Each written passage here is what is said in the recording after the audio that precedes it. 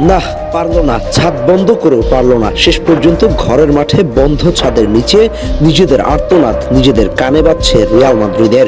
লা লিগায় সেল্টা ভিগোর কাছে 2-0 গোলে হারার পর 2 দিন পরে ঘরের মাঠ সান্তিয়াগো বার্নাবেউতে 2-1 গোলে আবার হারলো রিয়াল মাদ্রিদ। রুডিগারের রুট আচরণ দেখে মনে হয়েছিল WWE চলছিল বার্নাবিউতে, খেলাটা ফুটবল ছিল না।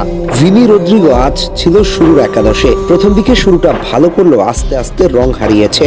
যদিও রদ্রিগো প্রথম হাফের 28 মিনিটে একটা গোল করেছে, তাও 36 ম্যাচ শেষে। এরপর শেষ পর্যন্ত ঘূর্ণিঝড় এনরিককেও মাঠে নামানো হলো। বেচারা ঘূর্ণিঝড় চেষ্টাটা করেছিলেন, ম্যাচের একেবারে শেষ ভাগে তার একটা হেড ক্রসবারে লাগায়, যে এক্সপ্রেশনটা দিয়েছিল এনরিক দেখার মতো ছিল।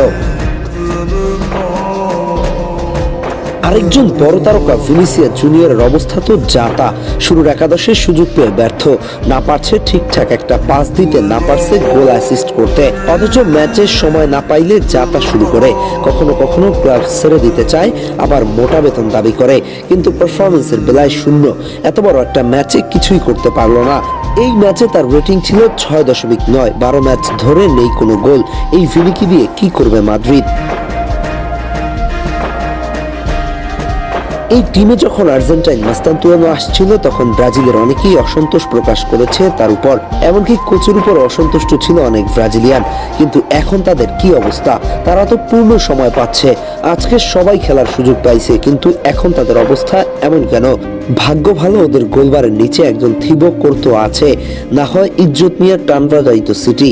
কোর্তো বেশ কিছু সেভ দিয়েছে যেগুলো একেবারে নিশ্চিত গোল হতে পারতো। ম্যাচ শেষে এভাবেই বসে থাকতে হয় বদ্ধ ছাদের নিচে সিন্ডিকেট গ্রুপের মধ্যমণিদের। অথচ মাস্তান যে ম্যাচগুলো খেলেছিল, একটা ম্যাচও রিয়াল মাদ্রিদ হারেনি। তাই সিন্ডিকেট বাদ দেন ভাই, যদি রিয়ালের ভালো চান এই মুহূর্তে অফ-ফর্ম খেলোয়াড় খেলিয়ে মাদ্রিদকে ডুবিয়ে লাভ কি? শুধুমাত্র বড় নাম দিয়ে কি হবে যদি ম্যাচে ঠিকঠাক পারফর্ম করতে না পারে? এই হারের মধ্য দিয়ে পয়েন্ট তালিকায় 7 নম্বর অবস্থান করছে রিয়াল মাদ্রিদ। 6 ম্যাচ থেকে 4 জয় 2 হার দিয়ে 12 পয়েন্ট নিয়ে আছে এখানে। অপরদিকে সিটি 6 ম্যাচ থেকে 4 জয় 1 হার 1 ড্র নিয়ে 13 পয়েন্ট নিয়ে তালিকার 4-এ অবস্থান করছে সিটি। আর্সেনাল নিজেদের শেষ ম্যাচ জিতে 1 নম্বর অবস্থান ধরে রেখেছে। চ্যাম্পিয়ন্স লিগের এই ম্যাচে রিয়াল মাদ্রিদ 28তম মিনিটে রদ্রিগোর গোল দিয়ে এগিয়ে যায়, কিন্তু 35তম মিনিটে কোর্তোয়ার ভুল সেভ কাজে লাগিয়ে নিকো ওরেইলি সিটিকে সমতায় ফিরিয়ে আনেন এবং 43তম মিনিটের সময় আর্লিং হালান্ড পেনাল্টি থেকে গোল করে ম্যান সিটিকে 2-1 গোলে এগিয়ে দেয়। প্রথমার্ধে আক্রমণ পাল্টা আক্রমণে ম্যাচ চলতে থাকে এবং দ্বিতীয়ার্ধে রিয়াল যদিও চাপে রাখে, কিন্তু সুযোগ কাজে লাগাতে ব্যর্থ হয়। শেষ পর্যন্ত রিয়ালের ঘরের মাঠ থেকে 3 পয়েন্ট নিয়ে ফিরে পেপ গার্দিওলার শিষ্যরা।